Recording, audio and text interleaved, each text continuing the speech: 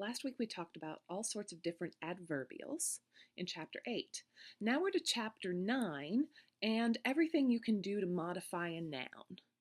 For today's video, we are looking solely at how can you modify the head word in a noun phrase. Notice that the chunk of the textbook is more sizable than usual, pages 167 to 182. Your video, as well, is sizable. Let's recap. What is our advanced grammar definition of a noun? You're going to have to go back to week 1, the very beginning of your notes.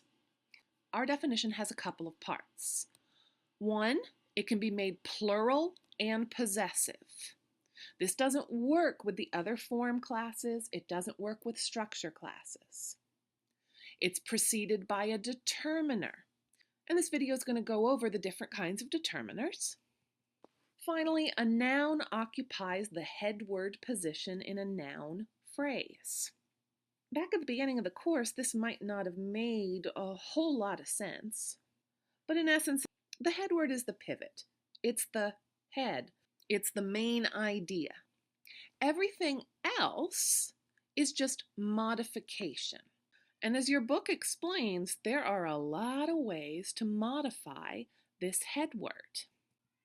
If we expand our idea of noun phrases beyond what you did for test 1, which was a determiner, a single modifier, and a head word, we still have a determiner. Then you can add an adjective. Oh, you can also add another noun sometimes before you get to your head word. There are also things you can do after your head word. You can add certain phrases. You can add clauses. I'm going to be talking about items 1 through 3, which are known as pre-headword modifiers because they come before it. And then items 5 and 6, because they come after the head word, are post-headword modifiers. While a lot of my examples will use complete sentences, that really isn't the focus of this chapter. It's simply noun phrases. Let's review all of our different options for determiners. You can use an article, a and the, possessive nouns and pronouns, demonstrative pronouns, which also include those and these, and finally, numbers. On your screen are a bunch of colored pencils. You can have a pencil, Sharmella's pencil, his pencil, this pencil, 3 pencils. Determiners work with nouns. Why do determiners work with nouns? Why are they important? What do they do? Well, they tend to be the first word in a new sentence. They can provide transition. If I say, there are several ways we could proceed. One option is to, etc., etc., my readers can follow along. They can help with sentence rhythm and cohesion. You can also use determiners to make subtle emphases, especially with your demonstrative pronouns. No, I don't want the pencil. I don't want a pencil. I want that pencil. Look at Group Discussion A on page 169. On page 169, you see 2 passages. I'm asking you to look at A. All of the determiners have been removed. Passage A is about Dorothy in The Wizard of Oz. What determiners would you add back in? Do all of these nouns need determiners? Take a few minutes to look at Group Discussion A on page 169 and think about this. Especially think about the range of options that you really do have.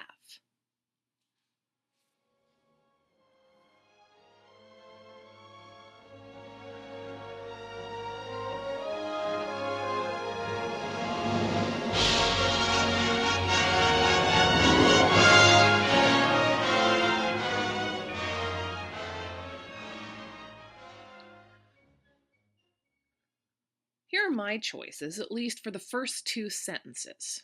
Dorothy was a little girl who lived on her uncle's farm. I decided to go double determiner. Possessive pronoun, possessive noun.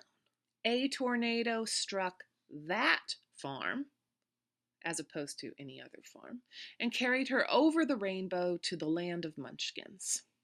Did you choose the same things? Maybe, but probably not. You might have said a tornado struck the farm and carried her over the rainbow to a land of munchkins. You do want to vary your determiners.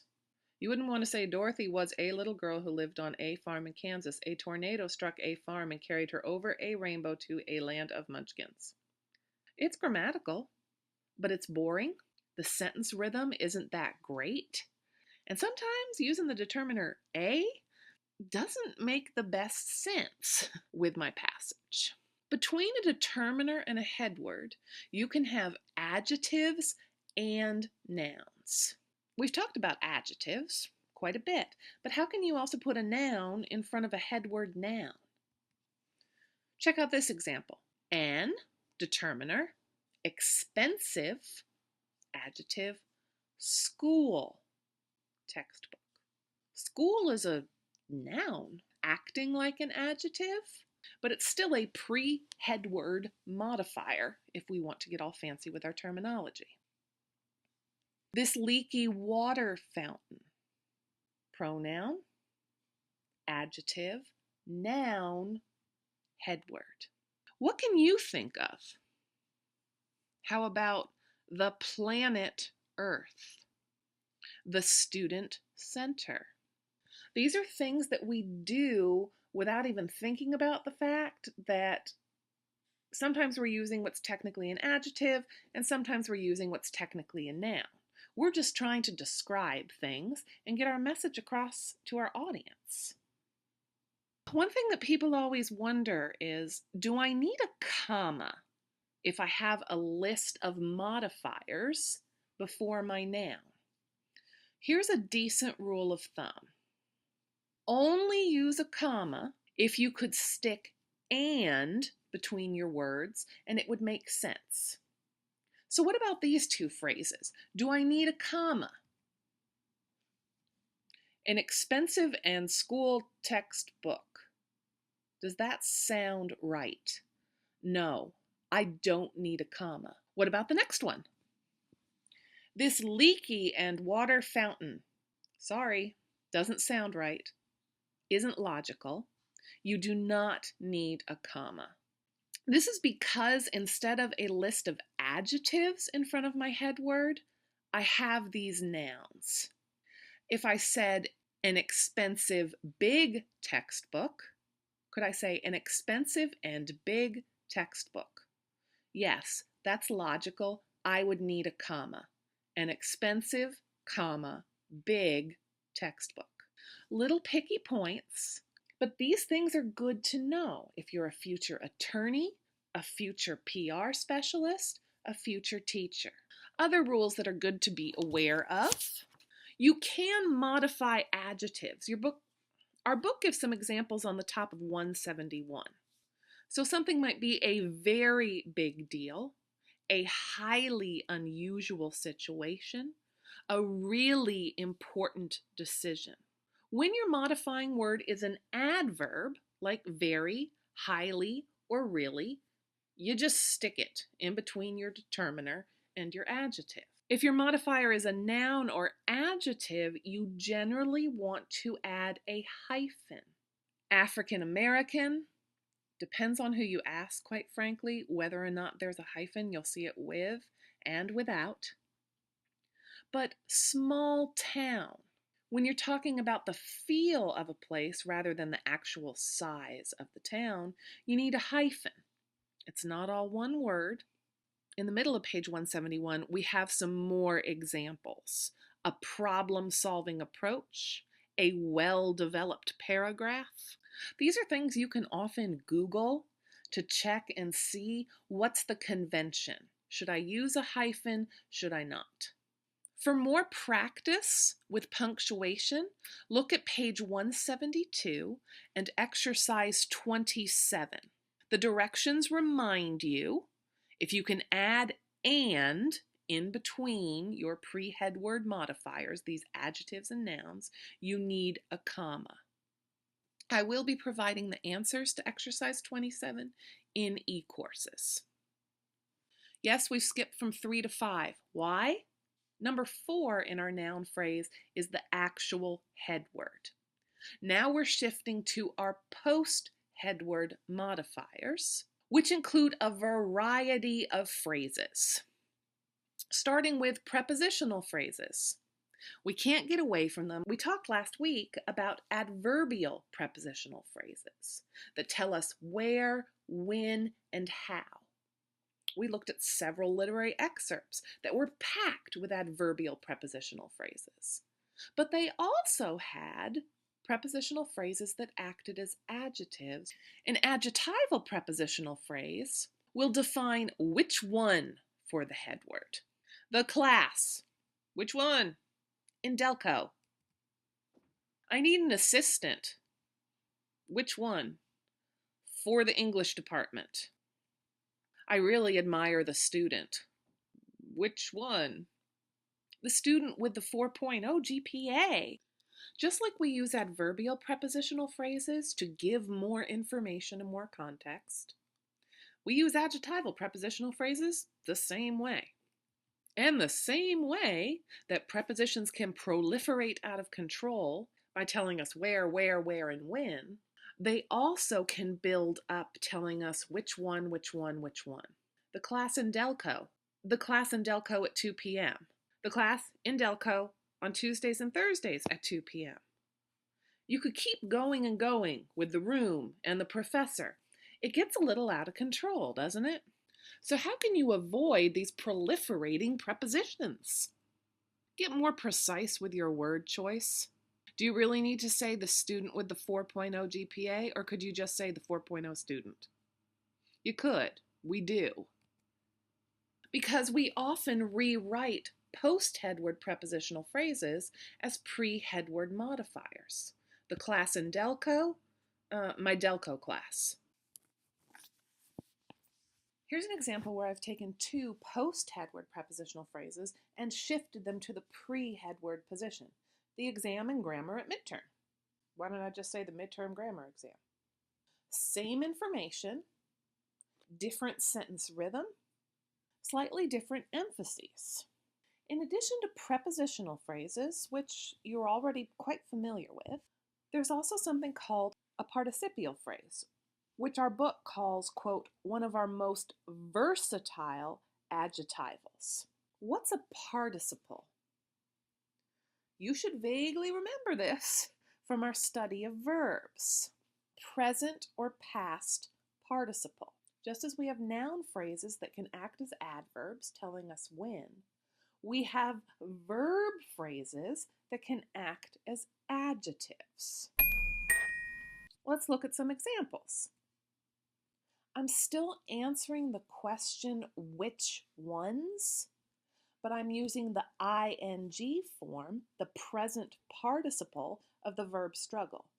The students, which ones? The students struggling with literary theory. Which teacher?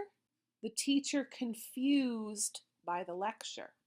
Our ed form is the past participle. Why would you use a participial phrase instead of another grammatical construct? Because you can certainly say the students are struggling with literary theory. The students who are struggling with literary theory. Participial phrases offer concise and precise information. And our book goes through examples from the bottom of page 174 to the top of 175, how you can take a compound predicate and shift one part of that verb to a participial phrase to make your sentence more compact and to have stronger end focus to set up for your known new contract. Because many students do struggle with literary theory, I'm asking you to add participial phrases to these noun phrases that you should have encountered in English 3153 or another English class. I know some of you might not be familiar with these at all. That's okay. Come up with participial phrases anyway. You can do the Mad Lib format.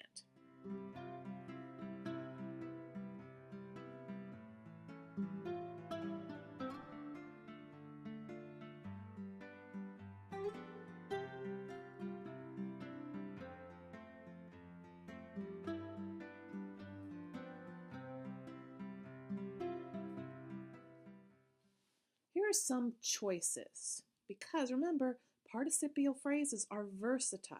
The chain of signifiers. This is an idea from structuralism that carries over into post-structuralism. So I can use a past participle, the one described by Derrida. The chain of signifiers unfolding endlessly, because Jacques Derrida tells us that signifiers keep on going and going and going and going. Our second example comes from Marxist theory. The proletariat includes the workers, the 99%. Why are they restless? They're oppressed by the ruling class, the bourgeoisie. They're the restless proletariat agitating for revolution. The final concept comes from psychoanalysis and Sigmund Freud. The superego defined by Freud. The superego imposing morals on the psyche. This is what the superego does. It's the part of our unconscious mind that's quick to say, no, you can't do that. And it keeps the animal part of our nature, the id, in check. Of course, this is not the only way I could express these ideas. I'm going to take one of these noun phrases and show you how, in the tradition of classic deconstruction, your options really do keep going and going and going like an endless chain of signifiers. So I can go with my past participial phrase. Chain of signifiers described by Derrida modifies structuralism. The chain of signifiers is described by Derrida. Well, that's passive voice, remember? I have my agent, the actual doer, the describer, buried at the end of the sentence. Maybe I want to do that because my next sentence is going to talk about who this dude is. Or maybe I want to use active voice. Derrida describes the chain of signifiers. Take a look at these sentences. I have not used the noun phrase, the participial phrase, the same way twice. And my sentences end in different places, setting me up for very different no new contracts and cohesion. You may not be having much fun in this class, but grammar really is not so rigid that there's only one way to express an idea.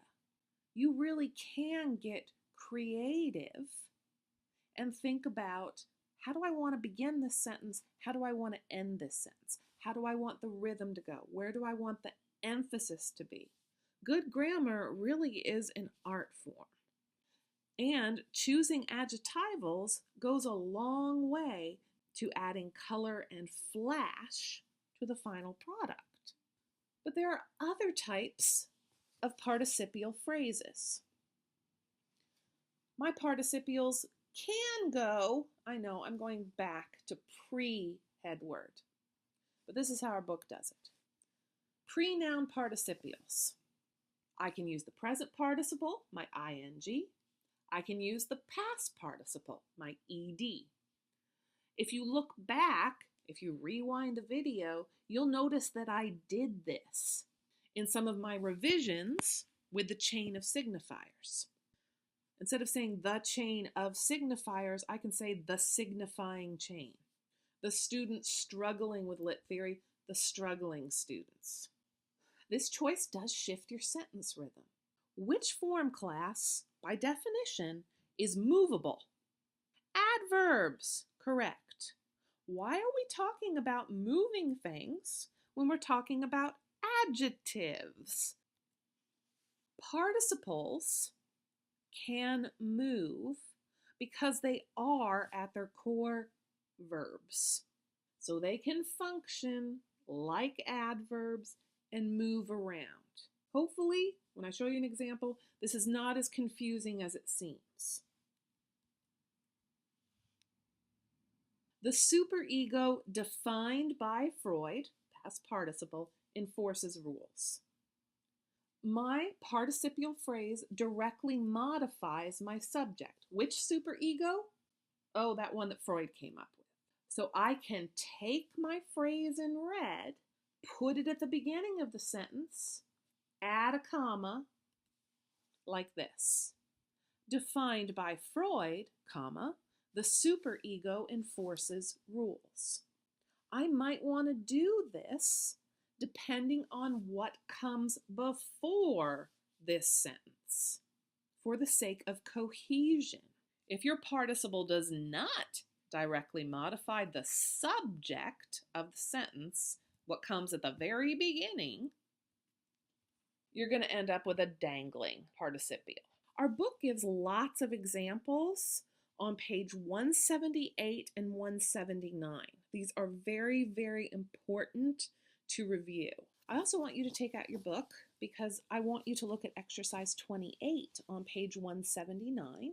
Rewrite sentences 1 and 4 to eliminate the dangling participles. How do we know they dangle? Whatever comes before the comma does not actually describe or modify what comes directly after it. The subject of the sentence is either missing or buried at the end.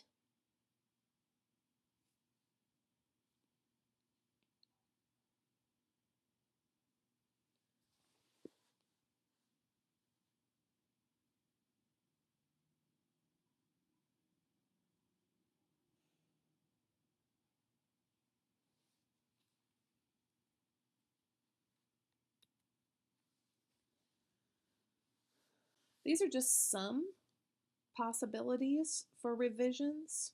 In number 1, having endured rain all week. Well, who endured the rain? The original sentence ends with us. So the people who endured rain, we weren't surprised by Saturday's miserable weather. Sentence number 4 has no subject whatsoever. It was not exhausted by the heat and humidity. So I added a person. Exhausted by the heat and humidity, Emma found it wonderful to do nothing but lie in the shade and drink iced tea.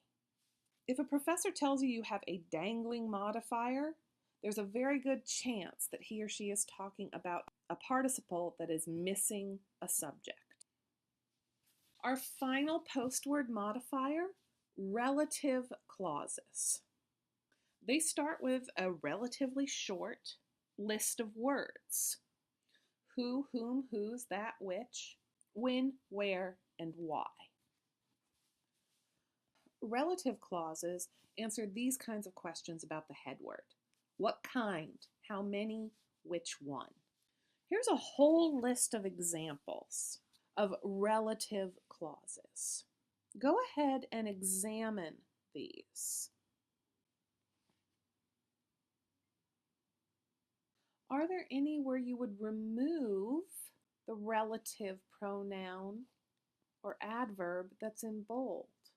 Would you say, I know Celia's reason why she majors in English, or would you say, I know Celia's reason she majors in English?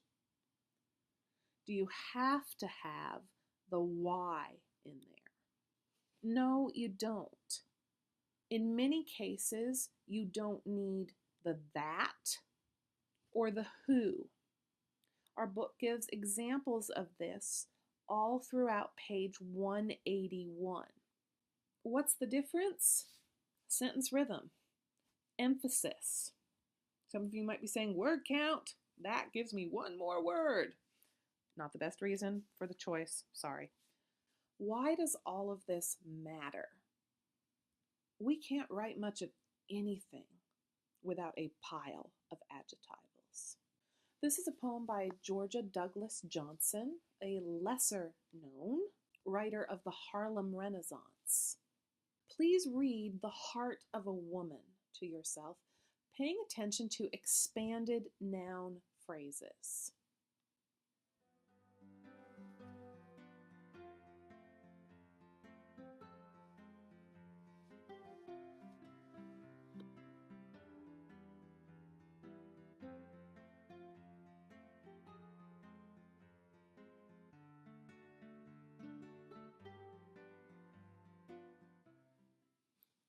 The very title of the poem has a determiner, a headword, and a post-headword prepositional phrase, the heart of a woman. We have a lone bird. 3 words that give us a very poignant image. Look at the last line of the first stanza. In the wake of those echoes, the heart calls home. In the wake is an adverbial prepositional phrase. It tells us where this heart roams. But everything else is modifying wake. The wake of those echoes, the heart calls home. This is a relative clause that is missing its relative pronoun, because we could say those echoes that the heart calls home. The heart of a woman falls back with the night and enters some alien cage in its plight and tries to forget it. It's dreamed of the stars while it breaks on the sheltering bars. We get some alien cage, the sheltering bars. You could be saying at this point, well, of course there's adjectivals, it's a poem. That's the whole point. You're supposed to describe stuff. Well, it's not just poetry that relies so greatly on adjectivals. Here are some excerpts from Sandra Gilbert and Susan Gubar's work of feminist literary criticism, The Mad Woman in the Attic. Look at these passages looking for expanded noun phrases.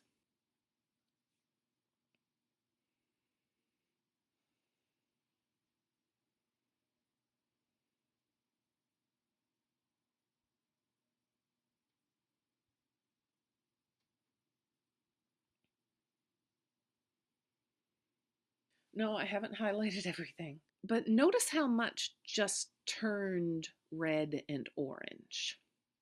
If I take the noun phrases out of here, I have no meaning.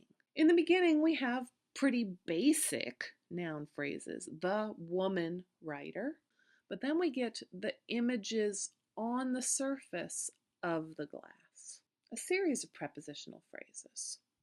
Those mythic masks male artists have fastened. And we have a relative clause where that is understood. They go with the alliteration instead.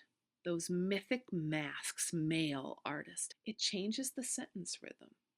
Look at the end. The angel's necessary opposite and double, compound noun. The monster in the house, whose Medusa face, see the hyphen, also kills female creativity. Please do your quiz before the next class and check e-courses for further explanation and practice with adding, identifying, and in some cases moving our adjectivals.